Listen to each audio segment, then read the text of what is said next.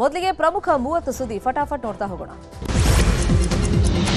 ಐತಿಹಾಸಿಕ ಬೆಂಗಳೂರಿನ ಕರಗೋತ್ಸವ ಅದ್ದೂರಿಯಾಗಿ ನಡೀತಾ ಇದೆ. ನವ ವಧುವಿನಂತೆ ಸಿಂಗಾರಗೊಂಡಿರುವಂತಹ ಧರ್ಮರಾಯಸ್ವಾಮಿ ದೇಗುಲದ ಸುತ್ತಮುತ್ತ ಸಾವಿರಾರು ಸಂಖ್ಯೆಯಲ್ಲಿ ಭಕ್ತರು ನೆರೆದಿದ್ದಾರೆ. 15ನೇ ಬಾರಿ ಕರಗವನ್ನು ಹೊತ್ತಿದ್ದಾರೆ ಅರ್ಚಕ ಜ್ಞಾನೇಂದ್ರ.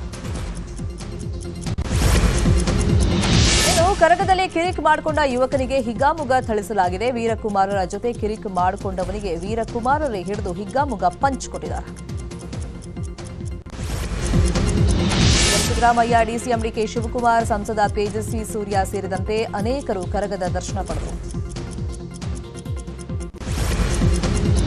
ಐತಿಹಾಸಿಕ ಬೆಂಗಳೂರು ಕರಗಕ್ಕೆ ಕೇಂದ್ರ ವಿಭಾಗದ ಡಿಸಿಪಿ ಶೇಖರ್ ನೇತೃತ್ವದಲ್ಲಿ ಬಂದೋಬಸ್ತ್ ವ್ಯವಸ್ಥೆ ಮಾಡಲಾಗಿದೆ. 7 ಎಸಿಪಿ, 20 ಇನ್ಸ್ಪೆಕ್ಟರ್ಗಳು, 39 ಪಿಎಸ್ಐ, 552 ಸಿಬ್ಬಂದಿ ಭದ್ರತೆಗೆ ಅಂತ ಹೇಳಿ ನಿಯೋಜನೆ ಆಗಿದೆ.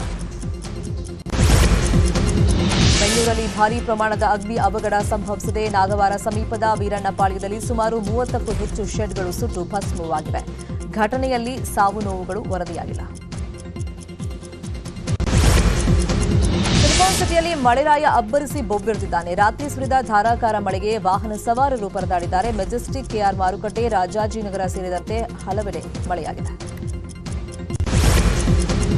ರಾಜ್ಯದಲ್ಲಿ ಒಂದು ವಾರ ಮಳೆ ಆಗಲಿದೆ ಅಂತ ಹವಾಮಾನ ಇಲಾಖೆ ಮುನ್ಸೂಚನೆಯನ್ನು ಕೊಟ್ಟಿದೆ. ಉತ್ತರ ಕನ್ನಡ, ಉಡುಪಿ ಮತ್ತು ದಕ್ಷಿಣ ಕನ್ನಡ ಜಿಲ್ಲೆಯಲ್ಲಿ ಭಾರೀ ಮಳೆ ಆಗಲಿದೆ ಅಂತ ಮುನ್ಸೂಚನೆಯನ್ನ ನೀಡಲಾಗಿದೆ.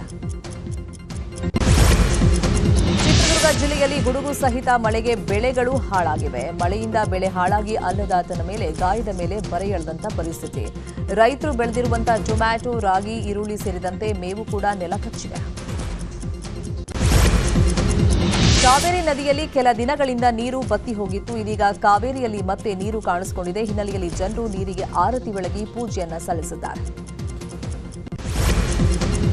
ಸಿಎಂ ಸಿದ್ದರಾಮಯ್ಯ ತವರು ಕ್ಷೇತ್ರದಲ್ಲೇ ಕುಡಿಯೋ ನೀರಿಗೆ ಹಾಹಾಕಾರ ಶುರುವಾಗಿದೆ. ವರುಣಾ ಕ್ಷೇತ್ರದ ಕಾಮನಹಳ್ಳಿ ಜನ ಕುಡಿಯೋಕೆ ನೀರಿಲ್ಲದೆ ಪರದಾಟವನ್ನ ಪಡ್ತಾ ಇದ್ದಾರೆ. ಒಂದು ಕಡೆ ಶುದ್ಧ ಕುಡಿಯೋ ನೀರಿನ ಘಟಕ ಕೆಟ್ಟು ನಿಂತಿದೆ, ಮತ್ತೊಂದು ಕಡೆ ಬೋರ್ವೆಲ್ಗಳಲ್ಲಿ ನೀರಿನ ಕೊರತೆ ಎದುರಾಗಿದೆ. ಚಾಮರಾಜನಗರ ಜಿಲ್ಲೆಯಾದ್ಯಂತ ಮಧ್ಯರಾತ್ರಿ 12 ಗಂಟೆಯಿಂದ ನಾಳೆ ಮಧ್ಯರಾತ್ರಿ 12ರವರೆಗೆ ಮದ್ಯ ಮಾರಾಟವನ್ನ ನಿಷೇಧ ಮಾಡಲಾಗಿದೆ. ಅಂಬೇಡ್ಕರ್ ಅವರ ಜಯಂತಿ ಹಿನ್ನೆಲೆಯಲ್ಲಿ ಮದ್ಯ ನಿಷೇಧವನ್ನ ಮಾಡಲಾಗಿದೆ.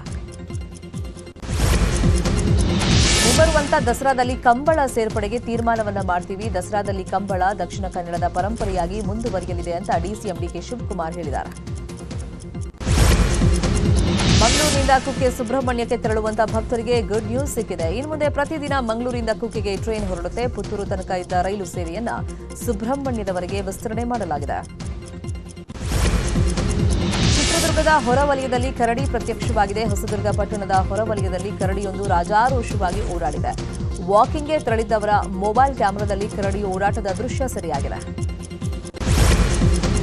ಡಿಸಿಎಂ ವಸತಿ ನಿಲಯದಲ್ಲಿ ಕಾಲೇಜ್ ವಿದ್ಯಾರ್ಥಿ ಆತ್ಮಹತ್ಯೆಗೆ ಶರಣಾಗಿದ್ದಾಳೆ. ರಾಮತೀರ್ಥ ನಗರ